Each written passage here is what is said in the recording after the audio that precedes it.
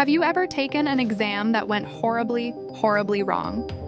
Well, the fairies at Althea are about to experience just that. Welcome back, everyone. Today, we're diving into an incredibly tense episode where a simple school test turns into a life-or-death situation.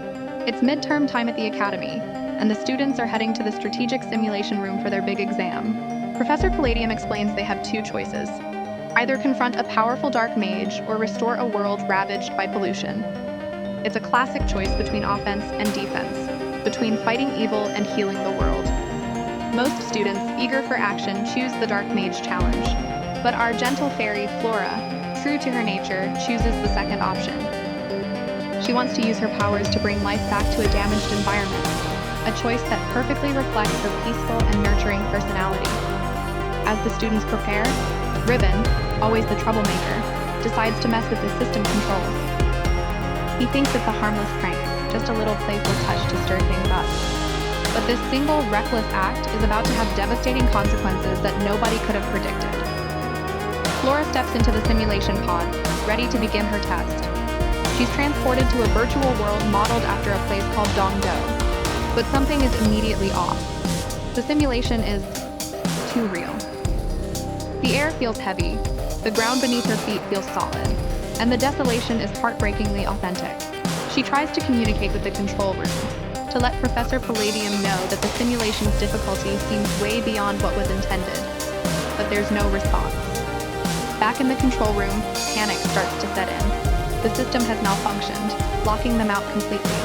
They've lost all control over Flora's simulation. She's trapped inside a virtual world that has gone haywire. The professors are watching her on the monitors, helpless, as the program continues to run on its own dangerous course. The most terrifying part? While Flora is in a virtual environment, the system is showing that her physical vital signs are reacting as if the dangers are real. The stress, the exhaustion, the environmental hazards, they're all having a physical effect on her body. It's no longer just a test of her magical abilities, it's a desperate fight for survival. Inside the simulation, Flora is facing an impossible task. The world of Dongdo is choked with pollution. The water is toxic, the air is unbreathable, and the land is barren. She tries to use her nature magic to cleanse the environment, pouring her energy into reviving the dying plants. But the scale of the corruption is overwhelming. For every patch of land she heals, another area seems to decay even faster. The simulation is actively fighting against her, throwing new and more difficult challenges her way. It's a cruel, endless cycle designed to drain her powers and her will to continue. Back in the real world, her friends can only watch in horror. Bloom, Stella, Musa, and Tecna are gathered around the monitors, shouting encouragement that Flora can't hear. They see her growing weaker, struggling against the relentless virtual poison. Tecna, the tech genius of the group, frantically tries to hack into the system to shut it down, but the corrupted program has built powerful firewalls. It's a fortress, and Flora is the prisoner trapped within. Even Riven is starting to realize the gravity of his prank. The playful smirk is gone, replaced by a look of genuine fear and guilt. He caused this, and now the life of a fellow student is hanging in the balance because of his foolishness. The situation is getting more critical by the second. Flora is on the verge of collapsing from magical exhaustion. The toxic environment in the simulation is causing her real-world life signs to plummet. The professors are out of options. They can't break through the system's defenses, and they can't manually override the shutdown sequence. It seems all hope is lost, but the Winx Club never gives up on one of their own. Tecna realizes she can't fight the program from the outside. She has to go inside. In a brave and incredibly risky move, she decides to digitize her own consciousness and enter the simulation to help Flora. It's a dangerous gambit. If the system detects her as an unauthorized user, it could trap her inside as well. Or worse, delete her digital form entirely.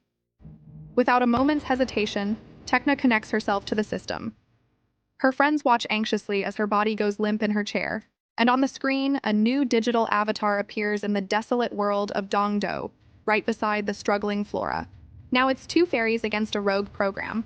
Tecna immediately sets up a digital shield to protect them from the worst of the virtual pollution, giving Flora a desperately needed moment to recover.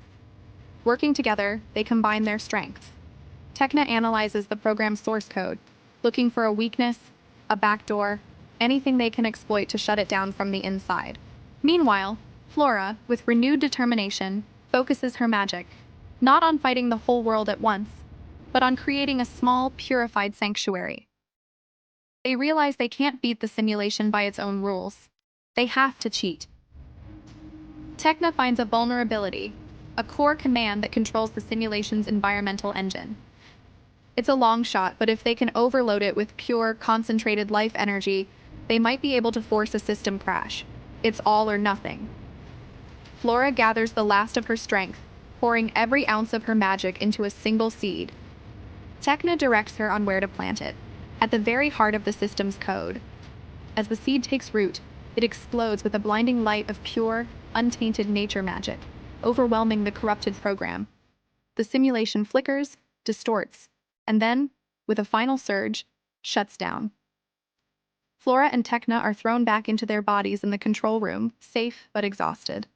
The crisis is over, thanks to their incredible bravery and teamwork.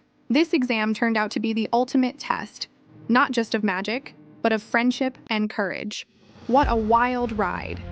Thanks for watching, and don't forget to like and subscribe for more Winx Club breakdowns. See you next time.